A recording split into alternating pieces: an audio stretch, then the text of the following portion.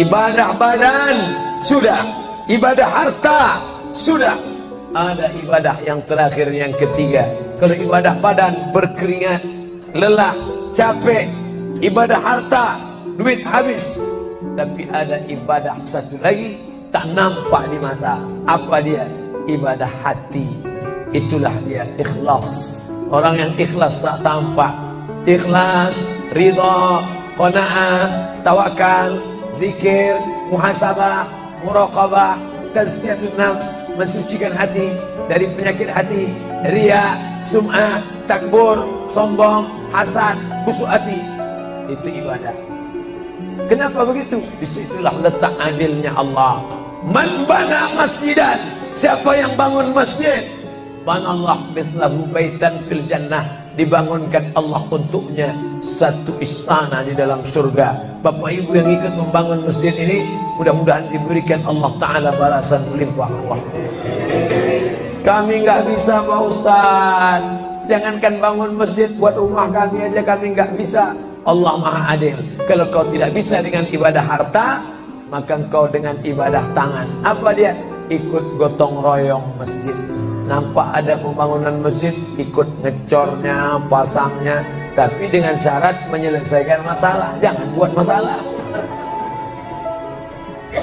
Man shalla itsnatai asyarata rakaat, siapa yang salat 12 rakaat fil yaumi wal laila, sehari semalam, bunya lahu bihinna baitun fil jannah, dibangunkan untuknya satu istana di dalam surga. Sama macam orang yang bangun masjid, salat 12 rakaat.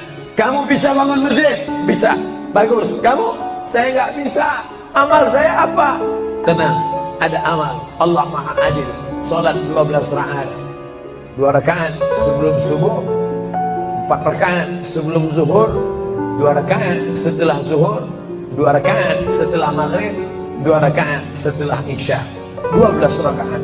Saya nggak bisa Pak Ustaz, sedang terbaring di rumah sakit, kaki sakit, kepala sakit, hati sakit, jantung sakit. Stop, jangan lanjutkan. Aku tak sampai hati mendengar penderitaan.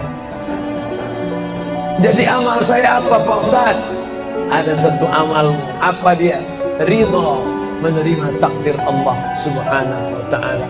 Sakit Pak? Tidak. Kenapa? Sakit menghilangkan hatiku ridha.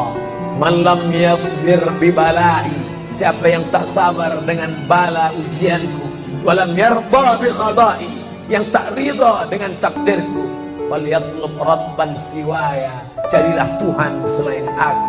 Kau sabar, kau ridha menerima itu. Apa balasannya? Lebih hebat daripada balasan orang yang bangun masjid, lebih besar daripada balasan 12 rakaat salat. Innama yuwaffas sabiruna ajrahum bighairi hisab. Orang yang sabar itu balasannya bighairi hisab, tak dapat dihitung, tak dapat dikira, unlimited. Begitulah Allah Maha Adil. Untuk apa kita hidup? Hidup untuk beribadah. Ibadah apa yang kita lakukan? Ibadah badan, ibadah harta, ibadah hati. Yang sudah melaksanakan tiga-tiganya, alhamdulillah. Yang baru melaksanakan satu, tambah. Yang satu pun belum, innalillah.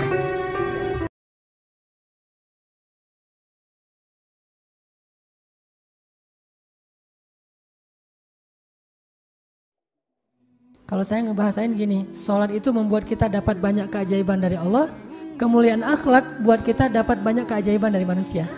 Jadi kalau kita pengen dapat keajaiban dari Allah, pengen Allah itu baik-baik ke kita, itu sholat. Kalau kita pengen melihat keajaiban dari manusia, tiba-tiba banyak orang yang membantu kita, tiba-tiba musuh bisa jadi sahabat setia. Musuh bisa jadi sahabat setia itu lewat apa? Bukan lewat ancaman. Ancaman itu nggak mengubah musuh menjadi sahabat, hanya mengubah musuh menjadi takut. Tetapi kalau akhlak yang mulia, jangankan teman, musuh aja bisa jadi orang yang paling setia kepada kita. Makanya kalau kita pengen dapat dua keajaiban, keajaiban dari langit dan keajaiban dari bumi, keajaiban dari langit dijemput dengan sholat, keajaiban dari bumi dijemput dengan akhlak yang mulia.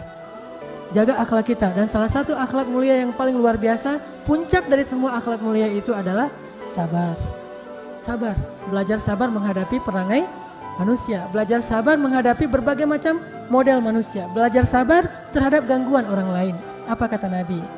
Al-mu'minul ladzi yukhalitun nas wa yasbir ala adahum khairun minal mu'minil ladzi lam yukhalitin nas wa lam yasbir ala adahum. Mukmin yang bergaul dengan banyak orang lalu bersabar atas gangguan mereka itu lebih baik daripada mukmin yang gak mau bergaul dan gak sabar dengan gangguan manusia. Sabar dengan gangguan banyak orang. Kalau perlu kita belajar sabarnya justru dari orang yang suka ngejengkelin kita. Kayak Ali banget tuh, Ali bin Abi Thalib pernah suatu hari pas dia udah jadi presiden, jadi khalifah, suatu hari dia panggil pembantunya. Jadi ada pembantu di rumahnya, dia panggil, ya fulan. Ini panggilan untuk orang yang tidak disebutkan namanya. Ya fulan. Gak ada suara. Ya fulan dipanggil sama Ali, gak ada suara. Dicari-cari, ternyata dia lagi di kamarnya, lagi berbaring sambil mengangkat kedua kakinya. Jadi kayak orang bersiul gitu, santai di kamarnya. Padahal Ali dari tadi manggil-manggil. Kata Ali, ya fulan, kamu gak dengar suara saya memanggil? Dengar, kata dia. Terus kenapa kamu gak menjawab? Sengaja, pengen tahu, marah gak gitu. Coba lihat pembantu kayak gitu tuh. Ada tuh gak pembantu kayak gitu? Pasti bakalan dikurangin gajinya atau langsung silakan kamu pulang ke kampung kan gitu kan? Ini pembantu kayak gitu banget, sama bukan sama tuan biasa, sama khalifah presiden, bayangin. Sengaja pengen tahu marah apa enggak. Ali marah enggak tuh? Enggak marah, langsung tersenyum, ketawa. Ali udah enggak ada urusan lagi dengan dia, langsung keluar sambil ketawa. Dilihat oleh pengawal-pengawal dan pejabatnya, ditanya, ya Amirul Mukminin kenapa engkau ketawa? Kata Ali, itu tuh pembantu saya, diceritain lah kisahnya. Yang marah justru pengawalnya dan pejabatnya Ali. Ali aja enggak marah, pejabatnya malah marah. Terus mereka bilang, ya Amirul Mukminin, ya sudah biar kami marahi dia atau kita ganti aja. Kami punya banyak stok pembantu yang lain yang akan siap untuk bekerja di rumah Anda. Kata Ali, jangan. Justru aku lagi belajar sabar dari orang itu. Belajar sabar dari orang kayak gitu. Jadi kalau kita nemuin orang yang suka ngejengkelin, berarti itu guru sabar kita tuh. Misalnya kalau saya sering di jalan dulu suka rame sama supir angkot gitu ya. Kalau sekarang nggak rame lagi sama supir angkot. Kenapa? Kalau ada supir angkot yang iseng di jalan, saya anggap, aduh ini guru sabar saya nih supir angkot gitu. Ada yang ada motor mungkin yang kurang tertib, ini guru sabar saya. Pokoknya nemu orang yang ngejengkelin, berarti dia jadi guru sabar kita. Karena guru sabar itu bukan ustaz. Ustaz itu hanya ngajarin teori sabar. Tetapi yang mengajarkan praktek sabar adalah orang-orang yang berperilaku jahiliyah di depan kita. Itulah yang mengajarkan kita praktek sabar yang sesungguhnya. Jadi kalau nemu orang yang buat kita jengkel, buat kita bete, buat kita ilfil, berarti dia sedang mengajarkan kita tentang sabar. Niatin aja, makasih ya guru ya udah ngajarin saya sabar, gitu banget tuh. Itu luar biasa ya. Inilah yang dilakukan oleh Ali bin Abi Thalib. Gak marah langsung, justru malah beliau merasa, oh saya lagi belajar sabar dari orang itu. Sabar itu kalau kata ulama ibunya akhlak mulia. Jadi kalau kita mau akhlak mulia apapun, mulainya dari sabar. Kalau kita nggak punya sabar, kita kehilangan sebagian besar dari karakter dan akhlak-akhlak yang mulia. Mulailah dari sabar. Dalam segala urusan, apalagi dengan manusia. Apalagi orang yang jarang ke masjid mungkin perangainya masih perangai orang-orang yang egois atau individualis dan segala macam. Bahkan yang udah ke masjid sekalipun, namanya manusia. Kita pasti akan ada salah, walaupun kita udah rajin sholat, mungkin kita udah jubahan, udah sorbanan, ya namanya manusia, tetap aja ada salah. Belajar sabar menghadapi mereka. Kalau kita sabar, insya Allah yang musuh pun bisa menjadi kawan sejati atau bahkan pembela kita suatu saat nanti. Ini nih yang dimiliki oleh para sahabat, dilatih 13 tahun di Mekah, sabar banget. Sehingga akhirnya apa? Ikrimah, anaknya Abu Jahal yang dulunya menyiksa Bilal, ternyata suatu saat menjadi salah satu pembela kaum muslimin. Yang dulunya menyakiti para sahabat 13 tahun di Mekah, suatu saat nanti mereka lah yang membela para sahabat di Madinah. Jadi kesabaran itu adalah cara bagi Allah untuk menolong kita. Makanya disebutkan di sini wasta'inu bis-sabri was-shalah. Akhlaknya adalah sabar, ibadahnya adalah salat. Coba fokus dua itu aja.